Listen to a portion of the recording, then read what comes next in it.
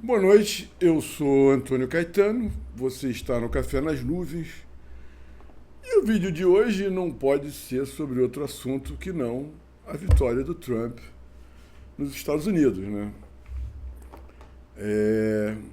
Vou falar algumas coisas a respeito, mais do que eu li sobre a vitória, do que propriamente sobre a campanha, etc. Porque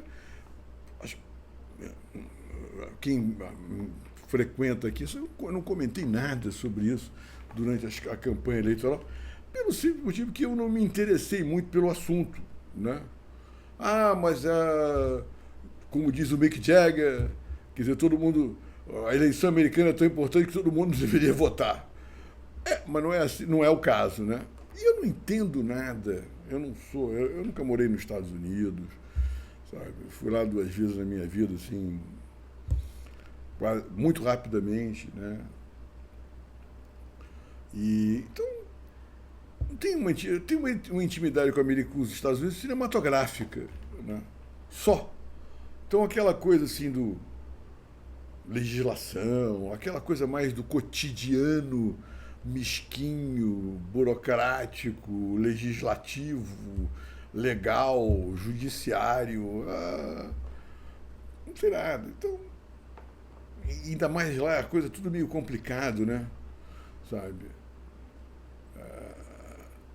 A eleição americana a direção inglesa, né? Do lado direito, o volante do lado direito e a eleição americana são. É difícil entender aquilo, né? Porque, na verdade, o que eu entendo é que é o seguinte, como são Estados Unidos, né? Cada estado é como se fosse um país e legisla mais ou menos ali, produz as suas próprias regras eleitorais, né? Guardados certos princípios que são comuns a essa união. Ponto final. Então é um negócio que eu não. E outra coisa, assim, eu não voto, então vou ficar já uma dificuldade de se acompanhar aqui o Brasil. Então, enfim, resumindo, eu não acompanhei nada, assim, muito de perto. Claro, ouvi algumas pessoas que eu gosto de ouvir falando e tal, tá lá, ali uma coisa ou outra. Torci pela Harris, porque sinto muito, Trump é uma figura detestável, sabe? Porra,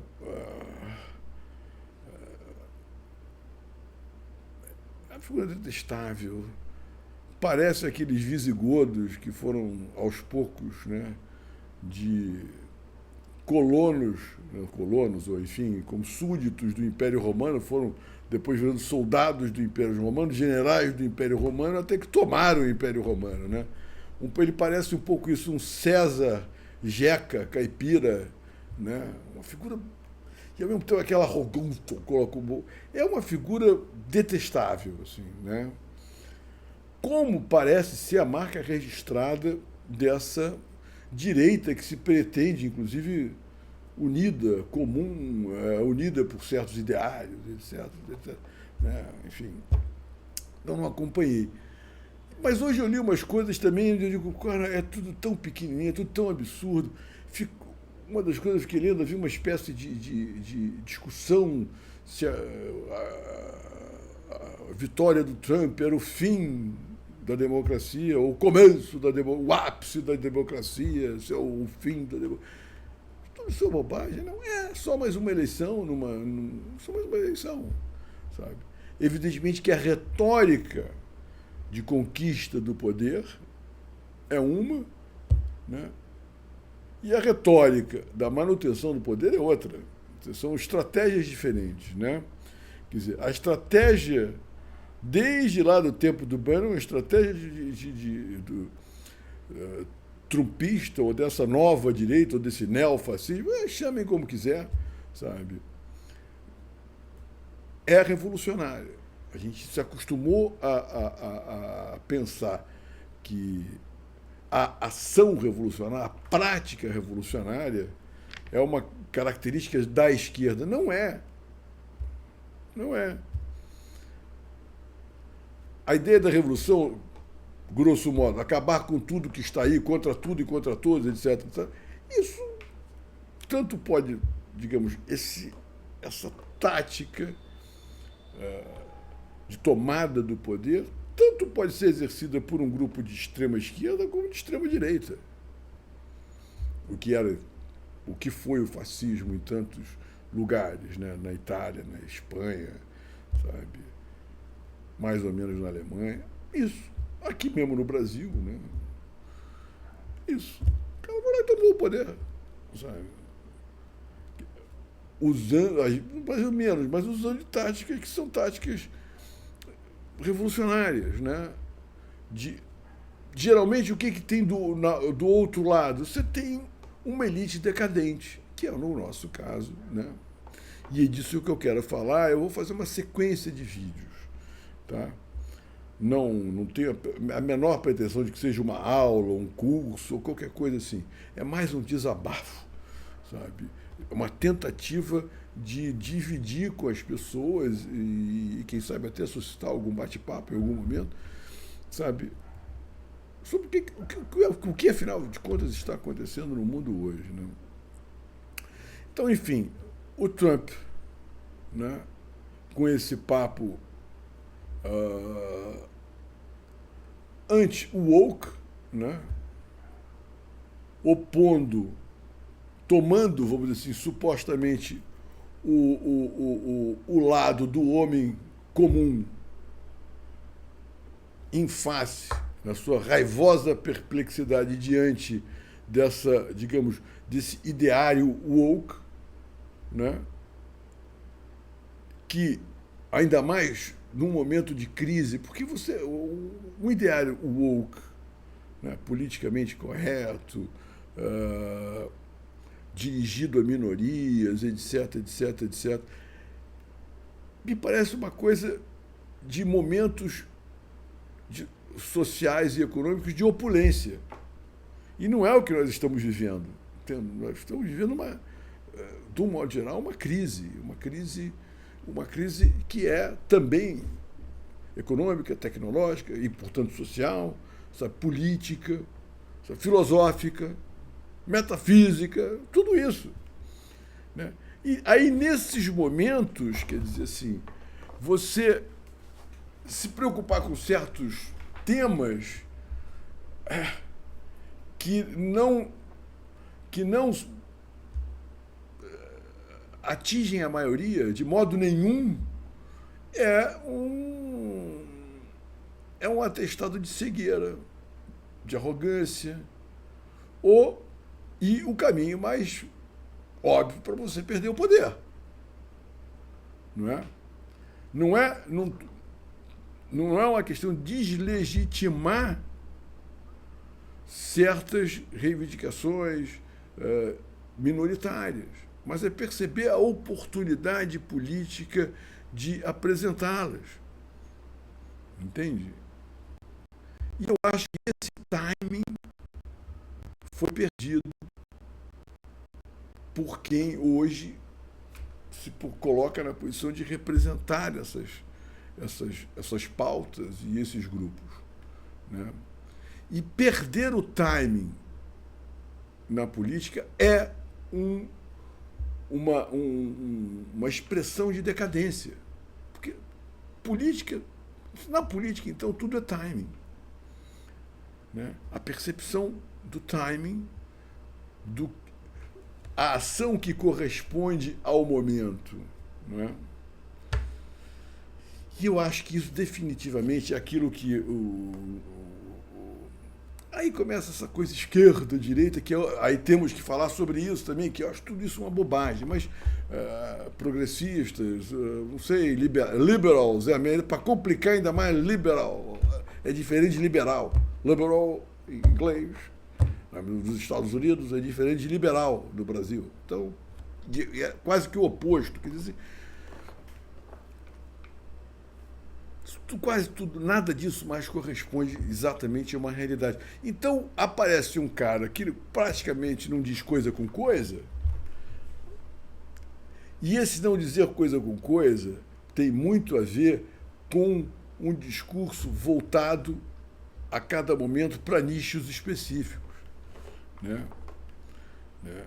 Para questões mais gerais. Isso é o Trump, né? E aí foi uma lavada, cara, foi impressionante. Quer dizer assim, eu, na minha torcida, achava que a Harris ia ganhar por uma margem pequena. E essa era a torcida da imprensa, acho que no mundo todo, praticamente. Né? Porque, convenhamos, vou repetir, o Trump é uma figura escandalosamente cafajeste. Assim, eu não, quem frequenta aqui sabe que eu não me refiro às pessoas nesses termos. Aqui, então, a brasileiros, não. Né? Mas é que o Trump é uma coisa escandalosa, né? A figura toda é uma coisa muito escandalosa. Né? Enfim, não há como definir. Vamos ver agora. Agora, por um lado, é o que eu estava comentando com um amigo hoje. Eu digo assim, para quem gosta, quem é curioso de emoções, né?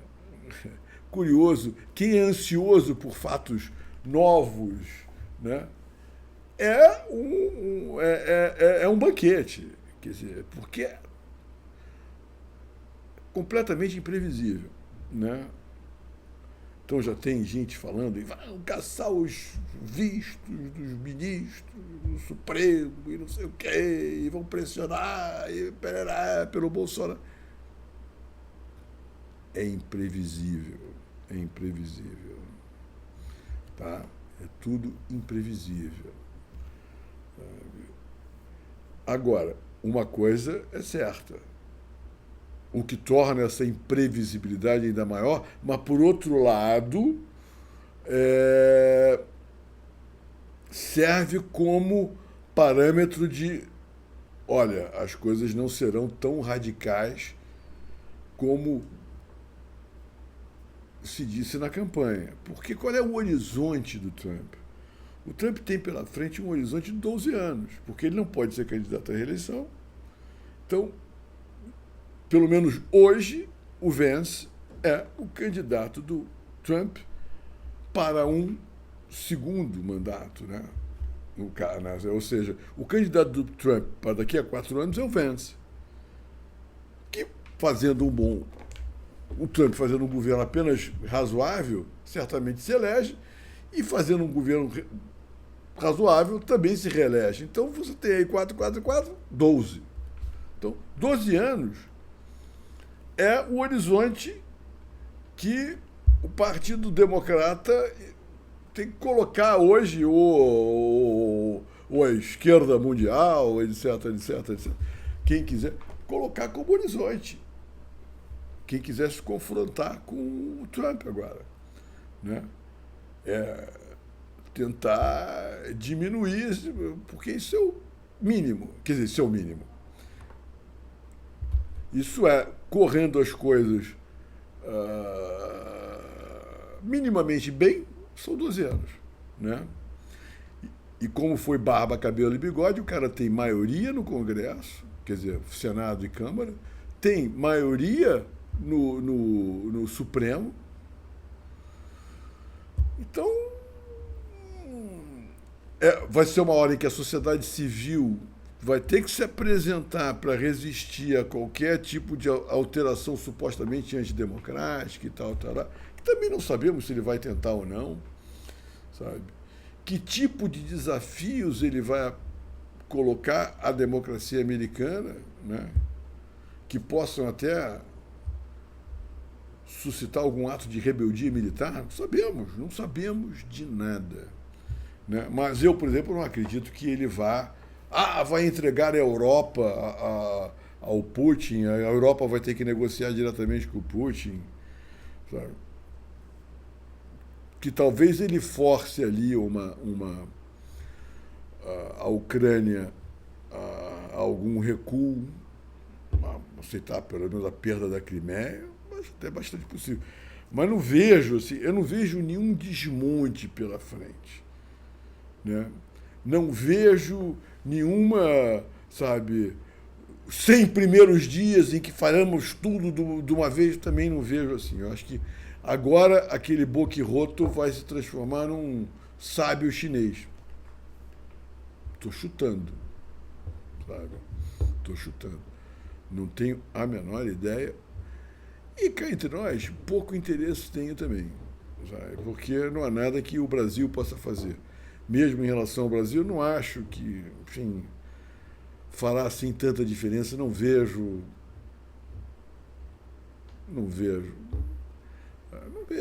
assim, vai fazer uma pressão, vai anistia para o Bolsonaro, vai tentar. Não sei, sabe?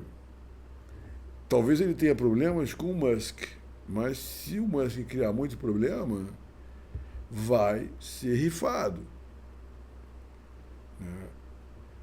Se o Musk acredita que tem o Trump na mão, eu não apostaria nisso, não. Sabe?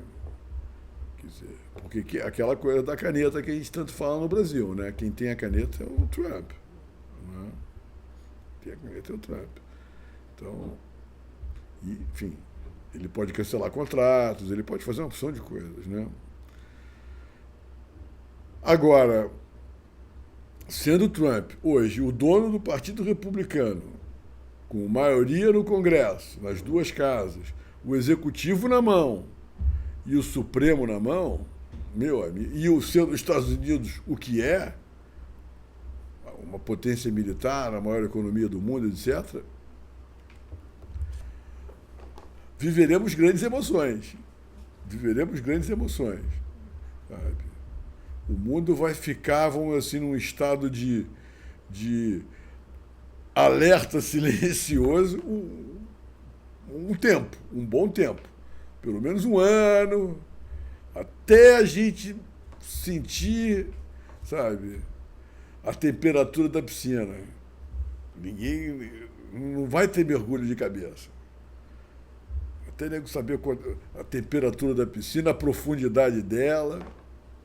Então vai ser interessante, vai ser engraçado, sabe? É só o que eu posso dizer. Toda essa conversa, fim, começo, ápice, queda da democracia no mundo, da democracia americana, a marcha inexorável do neofascismo. Calma. Às vezes até penso que, sei lá, o cenário parece um pouco com o cenário da Segunda Guerra Mundial. Você pode dizer que parece, sim, né? Parece, até certo ponto, né? Uma Europa ali girando, uma França decadente, uma Inglaterra isolada, uma Alemanha numa relação complicada com a Rússia, né? Uma potência asiática, né? Os Estados Unidos, vamos dizer assim, nessa crise meio que de identidade, né? Porque não, agora teremos um período de paz, o Trump vai acabar com todas as guerras, etc. Tudo é imprevisível. Então, quer dizer assim, o cenário parece, às vezes, se você olhar com um olhar muito pessimista, que tende a buscar semelhanças e analogias com o passado, né? Você pode ver essa semelhança com o cenário da Segunda Guerra Mundial. E daí? Como dizem esses malandros, esses fundos de investimento, né? E, enfim, resultados passados não são garantia de resultados futuros. Está escrito lá embaixo sempre isso. Assim. Tudo bem, estamos mostrando para você um passado glorioso, mas isso não significa que o futuro será atraente. Cuidado, a responsabilidade é sua, não é nossa. É isso, né? Acho esse pessoal woke chato, mas acho os anti-woke tão chatos quanto. Acho essa outra polarização que faz parte daquela coisa que eu já disse, que eu considero absolutamente estúpida, essa ideia, essa expressão, guerra cultural. Então agora o homem comum versus os progressistas, né? Quer dizer, que são os wokes, e o homem comum é o anti-woke. Cara, que tédio que isso me dá, sabe? Que tédio, assim. Ó, tédio.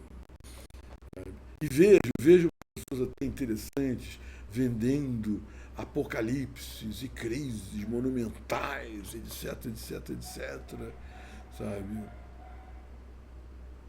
Sim, vivemos uma crise. Porra, mas você queria o quê? Você queria o quê? Nós transformamos passamos, né, os últimos 2000 anos discutindo qual era o estatuto de realidade do mundo, de um mundo supostamente virtual, né? Existe ou não existe uma espécie de dimensão virtual, né? Que seria um pouco o mundo das essências, das ideias, dos espíritos. Pô, nem sabíamos muito bem o que colocar nessa virtualidade, né? E qual é a realidade dela? Quer dizer, o modelo aristotélico, o modelo platônico, são os dois modelos mais ou menos, né, básicos do nosso pensamento ocidental, supunham, né, vamos dizer assim, a existência dessa dimensão. Pois é, de repente, sem discussão prévia, alguém disse, mas esse mundo existe, eis aqui. Então hoje a gente vive num mundo digital, virtual, né? Sei lá, todo o conhecimento dos últimos 10.000 anos cabe num disco, num SSD de 1 terabyte, 1 terabyte, né? Vamos pegar um escritor bem prolixo, por exemplo, vamos pegar Fernando Pessoa, que nem prolixo é, mas toda a obra de Fernando Pessoa, inclusive o seu baúzão lá e tal, deve ocupar um grão invisível, que nem grão é, em um HD. Entende? Então nós desmaterializamos o mundo, nós virtualizamos o mundo, agora as coisas são... Tudo que é sólido de mancha no ar, isso é papo de Marx, do século atrás.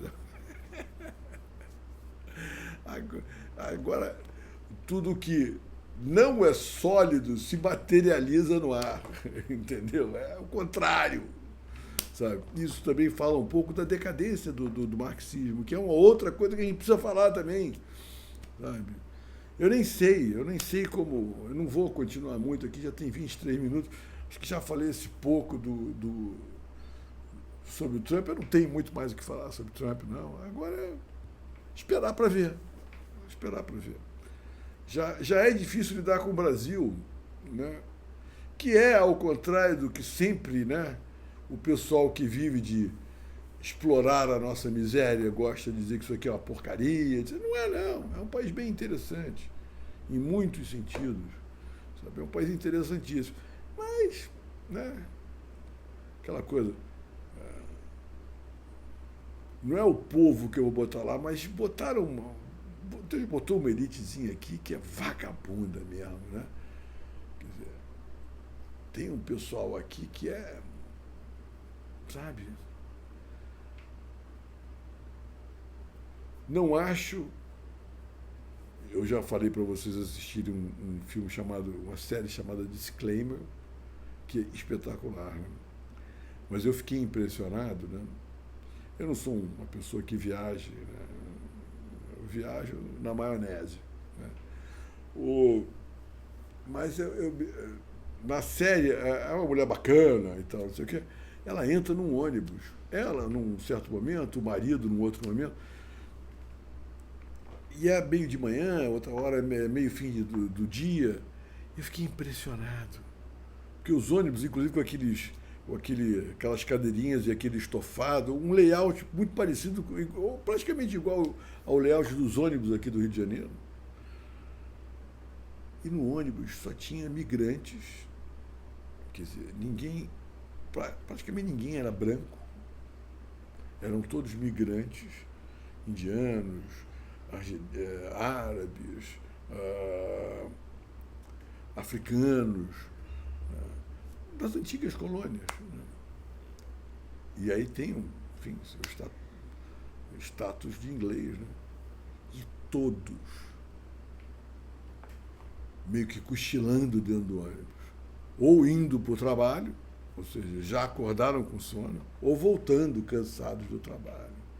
Ou seja, a gente, até essa falação contra a nossa elite, né, também precisa ser pensada, porque a nossa elite não é tão mais vagabunda do que o resto dessas elites pelo mundo afora, não. A gente vive, por conta também dessa crise, vivemos em plena era de uma nova escravidão, sabe? É por isso que, quer dizer assim, não adianta você vir com papo de maioria, se o cara entra ele já sai da cama com sono e vai no ônibus dando cabeçada, você quer conversar com ele sobre um dos, 7.000 gêneros possíveis da sexualidade humana, entendeu? Que não tem nada a ver, mulher e homem não dão conta. O cara diz, meu amigo, você está de brincadeira. Eu aqui com medo de perder esse emprego miserável que me explora. Isso é verdade, isso não desmerece a discussão. É como se você levantasse a discussão numa hora imprópria.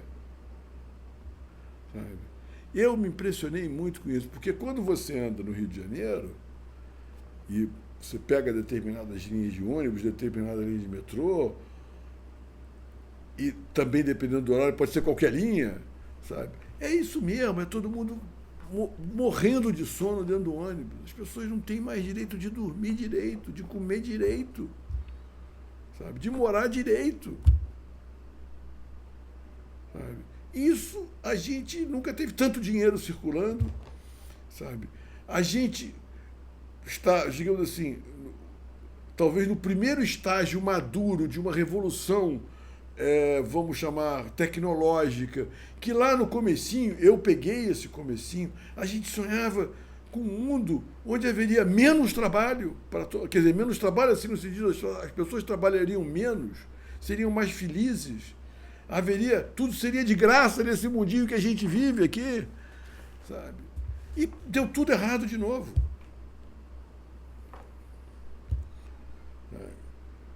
E aí, claro que você vai apontar o dedo para quem?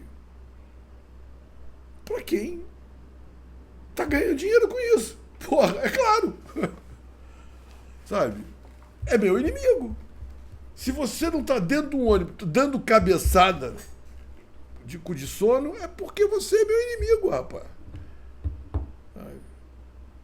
Isso é óbvio, vamos dizer assim, isso é óbvio no sentido de que, sabe,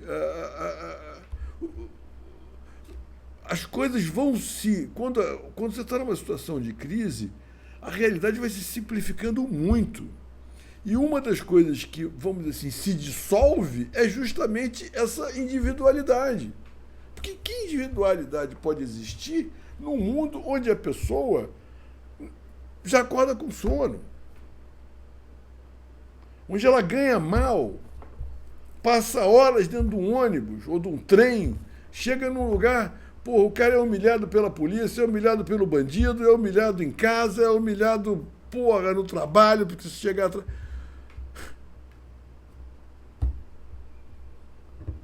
Aí a gente quer falar sobre o direito à singularidade, se o cara não tem nem esgoto, ainda. É duro, é complicado, sabe? E não tem aí, mas o povo é conservador, o povo é... Não é. Nem é. Até porque, quer dizer, o cara não está pensando nisso. É só não me venham de falar disso agora. Eu acho que esse é o sentimento, sabe? Agora, tem um bando de malandro ganhando a vida com essa história de não sei o que, woke, não woke, a crise, não sei o que. É verdade, a gente tem até que pensar um pouco nisso. Mas, sabe, vamos direcionar a coisa para algum tipo de convergência, algum tipo de consenso, sabe?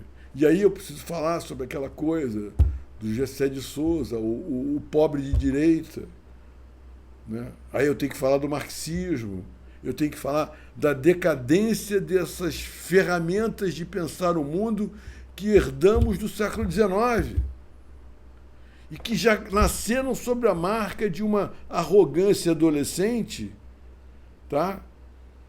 Que intelectualmente é muito ruim, é inconsistente, sabe? Deu algum resultado prático? Sim, deu. Deu. Quer dizer, bem ou mal, foi como o marxismo acabou virando à esquerda, apesar de não ser, né? Mas, de qualquer maneira, foi a esquerda que conquistou a força de muita luta, de muito sangue, de muita porrada, desculpe a expressão, sabe? Jornada de 8 horas, 5 dias, sabe? Ou pelo menos um dia de descanso, salário negociado. Porra, pega a história o liberalismo americano, pega a história do liberalismo americano, pega a história do trabalhador americano do começo do século. Sabe? Ou na Inglaterra, ou aqui no Brasil, que eu conheço pouco. A greve de 17, acho que de 17, tem uma greve de 17 em São Paulo, puxada pelos anarquistas, depois tem outra em 20. Porra, isso aqui no Brasil, que era uma coisinha ali meio incipiente. Imagina lá nos Estados Unidos, na Inglaterra. Quem conquistou isso? Não foram os liberais. Para os liberais era aquela coisa, não, como querem agora. A meritocracia, todo mundo é livre, não quer isso. Eu não negocio com grupos, negocio com indivíduos. Agora, se você olhar, quer dizer, a teoria, as ferramentas teóricas e os princípios filosóficos que estão orientando, que constituem essa maneira de ver o mundo, é muito fraco, né? A despeito, obviamente, dos resultados práticos que vieram e que são memoráveis, né? Enfim, a gente tem muito que conversar, já tem uns 32 minutos, é muita coisa, sabe? Eu espero ter sido, se alguém chegou até aqui, né? Eu espero ter sido minimamente claro. Não sei se eu estava pensando em hoje gravar uma sequência para não perder o fio, né? Porque, de certo modo, eu perco bastante o fio, né? Mas eu acho que mantenho um certo fio, apesar de ser meio digressivo. Mas também acontece o seguinte, eu tenho reparado que eu tenho me cansado muito. Eu passei a última semana, foi dura para mim, sabe? Então acho que eu não vou gravar mais nada hoje não. Amanhã eu vou tentar gravar, vou falar sobre o marxismo, vou falar sobre Gessé de Souza, vou falar sobre que é uma pessoa que eu acho respeitável, não quero comprar briga com marxistas porque são marxistas, não. Quero diálogo, o que eu quero é diálogo, é convergência. Não comigo, mas o quanto eu puder contribuir para oferecer às eventuais pessoas que venham aqui algum tipo de argumento, elementos para um diálogo, eu já vou estar feliz, já acho que o meu papel está cumprido. Sabe? É isso, tá bom? Beijos.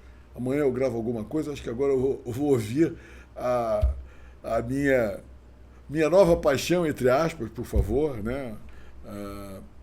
Não é nada de, enfim, amoroso, sexual ou coisa parecida, que é a Mônica De Bolle, que faz umas análises interessantes, eu acho ela engraçada, sabe? Inteligente, elétrica, eu acho uma figura ótima.